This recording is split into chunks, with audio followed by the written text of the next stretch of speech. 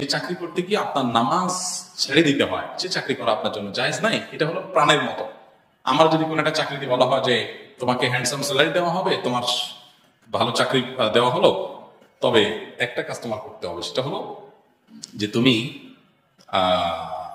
Duty চলাকালীন সময় নিঃশ্বাস বন্ধ রাখতে হবে। এই চাকরিকে আমি করব, যে চাকরি করে আমার মরেই যাওয়া লাগবে, চাকরি করে আমার লাভটা কি?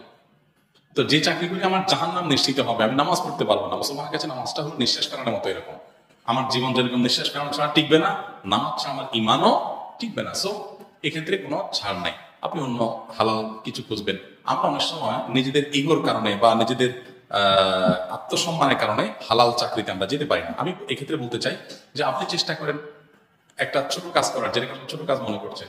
একটা দোকানে কর্মচারী হন, আপনি একটা রিক্সা চালান, আপনি অন্য আরেকটা কাজ করেন, তারপর হারাম, যেখানে চাকরি করতে গেলে হারাম করতে হবে, নামাজ পড়তে পারবেন না, সেটা আপনার জন্য করা কি নাই, জায়েজ নাই।